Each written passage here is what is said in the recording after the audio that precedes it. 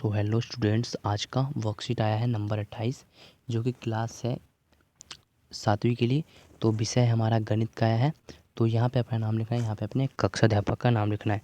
तो ये वर्कशीट आया है हमारा 31 दिसंबर 2020 के लिए, जो कि आज 2020 का ये लास्ट दिन है। फिर इसके बाद 1 जनवरी 2021 आ जाएगा। ठीक है, तो उससे पहले आपको इस चैनल को सब्सक्राइब कर देना है और इस वीडियो को लाइक कर देना है। ठीक है, तो मिलते हैं अगले। तो देखते हैं आज का वर्कशीट। तो आंकड़ों का प्रबंधन। तो यहाँ पे आपको दिख रहा होगा कि मंडला कला में गणित। ऊपर दी गई कला की सारणी को पूरा करें। तो आकृतियों के नाम लिखना है यहाँ पे। तो कौन कौन से आकृति थे इसमें?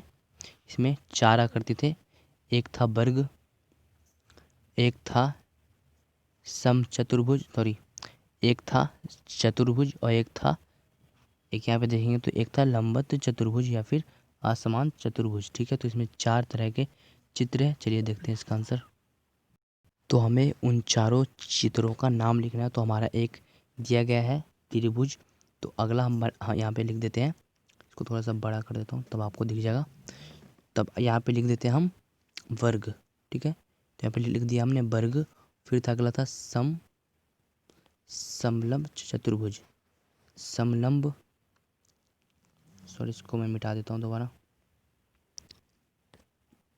यह हो जाएगा समलंब चतुर्भुज। जो फर्स्ट हमारा वर्ग है और सेकंड हमारा है समलंब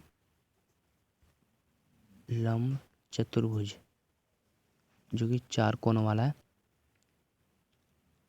इस तरह से लिख देना चतुर्भुज, ये जाए लास्ट में। अब था समानांतर चतुर्भुज। ठीक है, तो ये है समांतर चतुर्भुज। इसको भी सही से लिख लेना आपको। ये हो जाएगा समांतर चतुर्भुज। अब इसमें कुछ क्वेश्चन दिए गए हैं, चलिए इसको सॉल्व करते हैं। तो देखेंगे तो कला में आकृति की संख्या, जो कला ऊपर दिया गया है उनमें इनकी क्या संख्या, जो हमारा 3 कोनों वाला जो त्रिभुज है उसमें 12 है। तो इसमें संख्या का मिलान चिन्ह, तो इसको कैसे करेंगे? देखिए 1 2 3 4 5, तो इसमें 5 15 तो 2 12, तो इसमें 12 बार आया है त्रिभुज। चलिए एक बार गिनती कर लेते हैं 12 बार है या नहीं।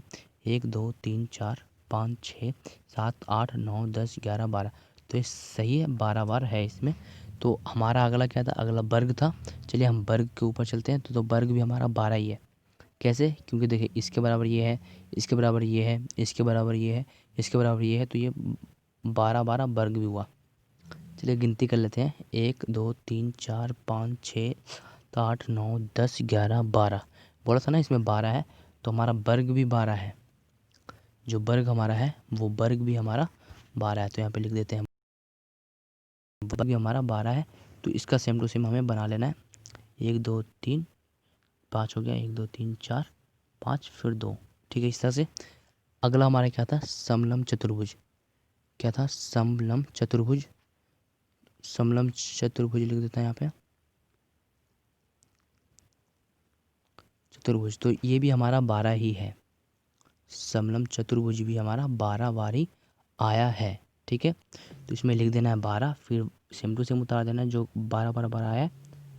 तो 12 हो गया, 5 5 10 और 2 12। ठीक है, तो यहाँ तक आपको समझ में आ गया होगा। वर्ग भी 12 है और समलंब चतुर्भुज भी 12 है। अब देखते हैं समानांतर चतुर्भुज। ठीक है, तो अब देखेंगे हम समानांतर चतुर्भुज कितनी बार आया है।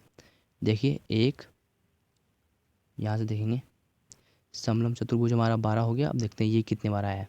ठीक है, देखिए 1 2 3 4 5 6 7 8 9 10 11 12 13 14 15 16 17 18 19 20 21 22 23 24, 24 बार हो गया। 24 25, 25 हमारा इस पे आया। ठीक है, देखिए यहाँ पे 25 26 27 28 29 30 31 32 33 34 35 और एक 36, तो 36 बार आया हमारा समानांतर चतुर्भुज। जो समानांतर चतुर्भुज है, समांतर चतुर्भुज हमारा 36 बार आया है। ठीक है, तो यहाँ पे लिख देते हैं 36। 36 के लिए हम क्या करेंगे? यहाँ पे जो हमें 5 5 के जो है 5 5 के हमें कितने बार बनाने पड़ेंगे?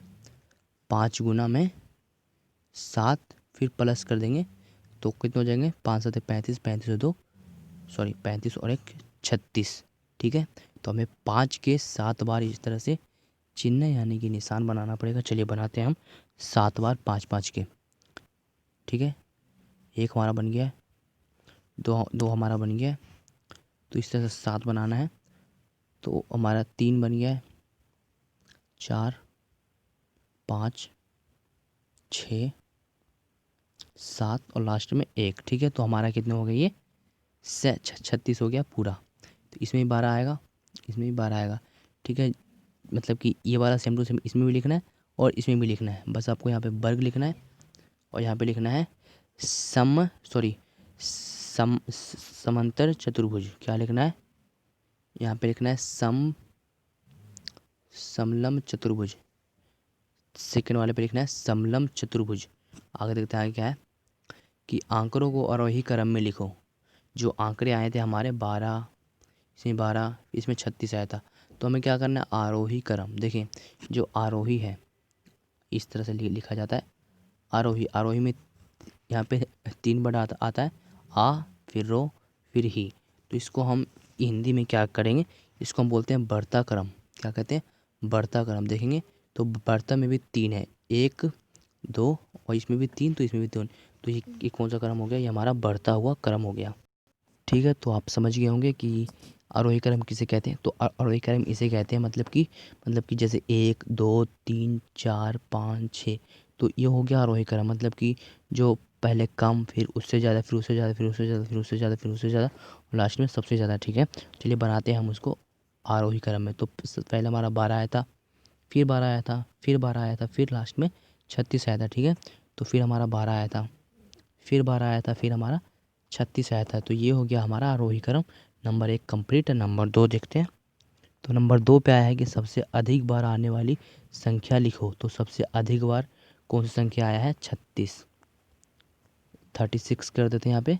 अब तीसरे पे उस आकृति का नाम लिखो जिसकी संख्या सबसे अधिक आया है। तो वो कौन सी आई थी, समानांतर चतुर्भुज। क्या था, समानांतर चतुर्भुज। तो मैं जो चतुर्भुज है मैं यहाँ पे लिखवा देता हूँ आपको। ठीक है, यहाँ पे मैं लिखवा दे रहा हूँ चतुर्भुज। समानांतर चतुर्भुज हमारा बहुत मतलब कि 36 बार आया। ठीक है, तो लिख देना है समानांतर चतुर्भुज बहुत बार हमारा आया है। वह नंबर 4 पे क्या लिखना है, उस आकृति का नाम लिखे जिसकी संख्या सबसे कम आया है। तो सबसे कम हमारा तीनों का आया है, तो हम यहाँ पे तीनों नाम लिख देते हैं। चलिए लिख देते हैं नंबर 4 पे तीनों के नाम लिखना है जो कम आए, 12 बार आए उनके। तो हमारा पहले पे आया था त्रिभुज, फिर वर्ग। ठीक है, तो यहाँ पे लिख देना है वर्ग, फिर लिख लेना है समलंब। ठीक है, समलंब चतुर्भुज। आपको आता होगा चतुर्भुज लिखना, वरना आप देख सकते हैं यहाँ से समलंब चतुर्भुज। ठीक है, इस तरह से हो जाएगा ये हमारा आंसर। तो ये जो 1 2 3 आकृति थी वो 12 बार आया था। तो आपको ये 12 नहीं लिखना, सिर्फ लिखना है त्रिभुज, वर्ग, समानांतर चतुर्भुज। ठीक है, इस तरह से। नंबर 5 पे देखते हैं कि सारणी में दिए गए आंकड़ों का परिसर ज्ञात कीजिए। तो परिसर क्या होता है, तो परिसर वो होता है मतलब कि जो इनमें संख्या में से कौन सा अधिक बार आया, 36 आया, और कौन सा सबसे कम बार आया, तो कम से सबसे कम आया हमारा 12। तो इन दोनों को माइनस करने पर जो हमारा आंसर होगा तो वही इसका परिसर होगा। जब हमने इसको माइनस किया तो इस पे पता है कितना आंसर आ रहा है, इस पे आ रहा है 24। 24 इसका परिसर हो जाएगा। तो क्या हो जाएगा, इसका परिसर ज्ञात कीजिए। चलिए इसको फुल फॉर्म में लिखवाता हूँ मैं आपको। सो डियर स्टूडेंट्स, आप यहाँ से देख सकते हैं जो कि सबसे कम संख्या 12 आया था, सबसे ज़्यादा संख्या 36 आया था, और परिसर मतलब कि जो 36 है माइनस कर देना है फिर 12 से, तो जितना आंसर होगा वही हमारा परिसर होगा। तो आपको क्या लिखना है यहाँ पे, ये पूरा का पूरा शॉर्ट फॉर्म नहीं, बिल्कुल शॉर्ट फॉर्म है। तो ये हमारा परिसर हो जाएगा 24। तो हमारा परिसर कितना आया, 24। ओके, अब देखते हैं आगे क्या है।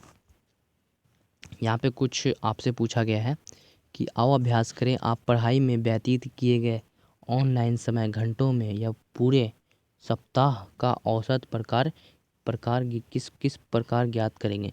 मतलब कि आप पढ़ाई में कितना समय व्यक्त करें पूरे एक हफ्ते में, एक सप्ताह में। तो एक सप्ताह में तो 7 दिन होते हैं, तो हमारा वर्कशीट आ जाता है 6 दिन, सोमवार से लेकर शनिवार तक। ठीक है, तो हमारा 6 दिन तक आता है, तो हम 6 दिन का ही निकालेंगे औसत समय। ठीक है, चलिए बनाते हैं हम इसका तालिका।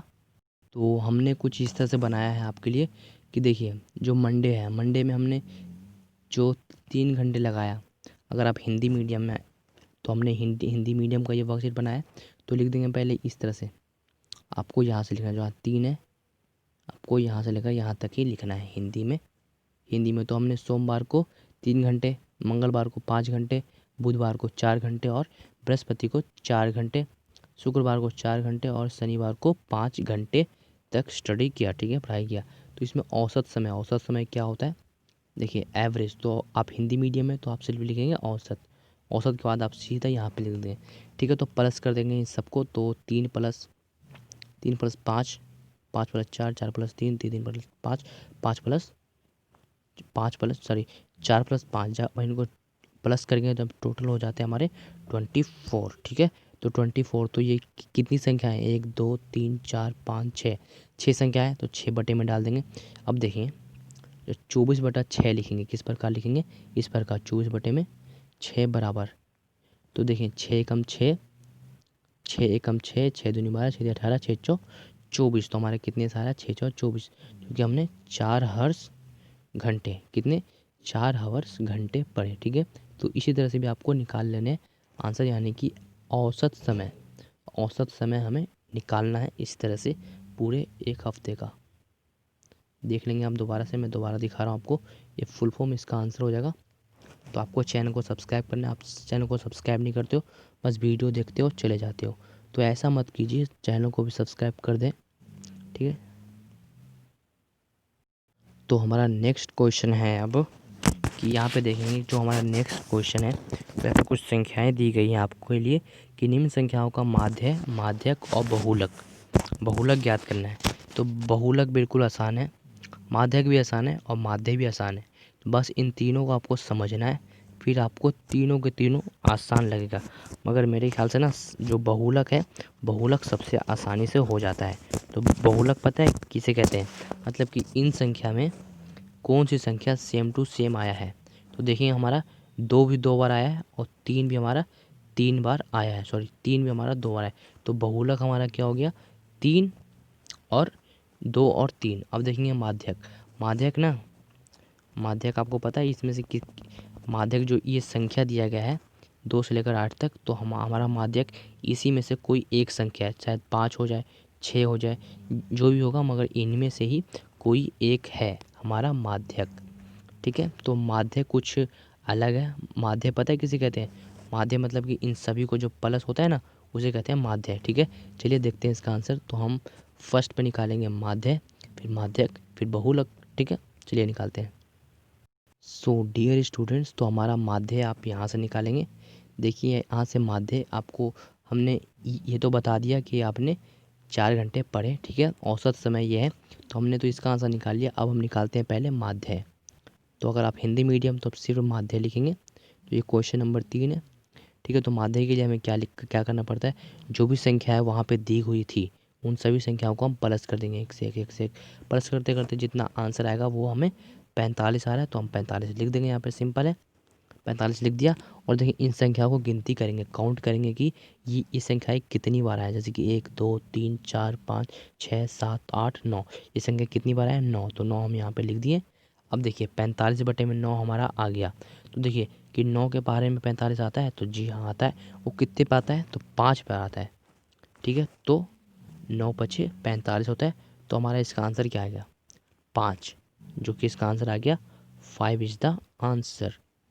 तो आप ये किस प्रकार से लिखेंगे, आपको सेम टू सेम यहाँ से लेकर यहाँ तक उतार लेना है अपनी बुक, यानी कि अपनी कॉपी में। ठीक है, ओके। अब देखते हैं माध्यक, माध्यक निकालते हैं अब। तो देखिए स्टूडेंट्स, जब हम माध्य निकालते हैं ना, तो माध्य निकालने के लिए सबसे पहले हमें निकालना पड़ता है उसका आरोही क्रम। क्या निकालना पड़ता है हमें, उसका आरोही क्रम। चलिए निकालते हैं हम इसका आरोही क्रम। तो ये वाला जो ये लास्ट वाला है तो ये इसका माध्यक है, तो हम यहाँ पे लिख देते हैं इसका माध्यक सिंपली। ओके, अब देखिए इसका ऑर्डर मतलब कि 2 2 2 3 3 5 6 7 8, ठीक है। देखिए इनमें से जो हमारा लास्ट है, लास्ट वाला एक सम है या विषम है, यानी कि सम संख्या है विषम संख्या, तो एक वो विषम संख्या है जो कि 9 है। कितना आया है? 9 आया है। तो ये आपको लिखना है n+1 मतलब कि 9+1। देखिए जब हमारा एक विषम संख्या आता है, यानी कि विषम संख्या आता है, तो उसका हम माध्यक निकालना बिल्कुल आसान होता है। बस जो हमारा 9 एक विषम संख्या है, बस उसमें एक प्लस कर देना पड़ता है। उसके बाद जो बटे में 2 कर देना पड़ता है। फिर प्लस कितने हो जाएंगे? 10, 10/2। तो देखिए 2 के पहाड़े में 10 आता है, तो जी हाँ आता है। तो 2 1 हम 2, 2 5 10, तो हमारा आंसर क्या आ गया? 10, ठीक है। तो यही हमारा माध्यक आएगा 10। तो इसको 2 भागों में कर देंगे तो इसका भी आंसर 5 एकम 5, 5 दूनी 10, तो 5 इसका आंसर आ जाएगा। किस प्रकार लिखेंगे? तो मैंने तो समझा ही दिया। तो 9+1 तो बराबर हो गया 10, 10/2, तो 2 एकम 2, 2 5 10। क्या इसका आंसर आ गया? 2 5 10। तो आंसर क्या आ गया? 5, सिंपल। ओके, अब देखते हैं बहुलक, जो कि हमारा लास्ट क्वेश्चन है। इसमें आपको ये वीडियो पूरा देखना है तभी ये वीडियो समझ में आएगा। तो वीडियो थोड़ी नहीं बहुत ज़्यादा लंबा हो गया तो कोई बात नहीं, आप देख लेंगे, आपको बस समझना ही है।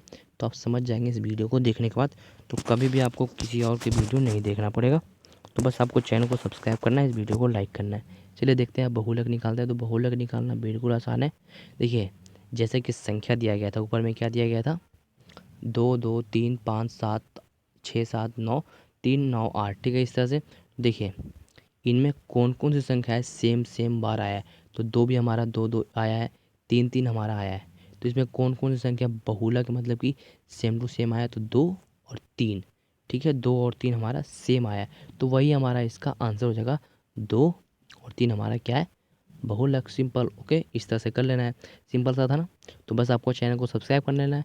इसी तरह के वीडियो मैं लाता हूँ हर रोज़, जो कि आपकी क्लास की वर्कशीट ही है। तो आप समझ गए कि किस प्रकार निकालते हैं माध्यक और बहुलक। अगर आप समझ चुके हैं तो कमेंट करें, वरना मैं इसका एक अलग वीडियो बना दूंगा। और एक और बात कि जो 1 जनवरी से 15 जनवरी तक पूरा 15 दिनों का छुट्टी है, अगर मैं उसका वीडियो बनाना आप चाहते हैं तो मैं बना दूंगा। बस आपको कमेंट करना है यस और नो में। यस यस मतलब हाँ कि बनाना है, नो मतलब नहीं नहीं बनाना है, ठीक है। तो बस आपको कमेंट करना है यस और नो। अब देखते हैं हमारा लास्ट क्वेश्चन। तो क्या माध्य दिए गए अंकों में से एक संख्या है? देखिए पूछ रहा है क्या? जो माध्य इन संख्याओं में से एक संख्या है, तो क्या इसका आंसर आ जाएगा? तो इसका आंसर आ जाएगा नहीं। क्या आ जाएगा? नहीं। देखिए माध्य कोई भी संख्या हो सकता है, ना कि इन्हीं अंकों में से कोई एक हो सकता है, वो हमारा कोई भी माध्य हो सकता है, ठीक है। तो क्या माध्य प्रत्येक प्रेक्षण से छोटा है? तो क्या पूछ रहा है कि क्या माध्य माध्य प्रत्येक प्रेक्षण से छोटा है? तो नहीं, वो छोटा भी हो सकता है बड़ा भी हो सकता है, सिंपल, ठीक है। तो नहीं नहीं इस पे लिख देना है। क्या माध्य प्रत्येक प्रेक्षण से बड़ा है? तो नहीं, मैंने बोला भी छोटा भी हो सकता है बड़ा भी हो सकता है, ठीक है, नहीं, ठीक है। क्या आंकड़ों के एक समूह में एक से अधिक बहुलक हो सकते हैं? तो हाँ, हमने अभी देखा, तो हमारा 2 संख्या था, एक 2 आया था और एक 3 आया, तो हमारा ये कितने हो गया? एक संख्या 2 संख्या, तो ये हो गया हाँ, यस, ठीक है। तो क्या माध्यक दिए गए आंकड़ों में से एक संख्या है? जो माध्यक है, तो जी हाँ, तो हमारा माध्यक कितना आया था? 5, ठीक है। तो इसका आंसर सही हो जाएगा हाँ, वो इन्हीं संख्या में से कोई एक संख्या हमारा माध्यक है, सिंपल। तो आज का वर्कशीट होता है कंप्लीट। तो आपको क्या करना है बताऊँ मैं दोबारा से आपको? देखिए आपको क्या क्या करना है, बस चैनल को सब्सक्राइब करना है, वीडियो को लाइक करना है, और इसे अपने ग्रुप में शेयर करना है, जो कि आपका 7th क्लास है, तो उनमें शेयर कर देना है। बस वीडियो को लाइक करना है, सब्सक्राइब करना है और कमेंट करना है कि मैं जो विंटर वेकेशन आने वाला है 1 तारीख से, तो उसका वीडियो बनाऊँ या नहीं बनाऊँ। बस आपको कमेंट करना है यस और नो। Okay, bye.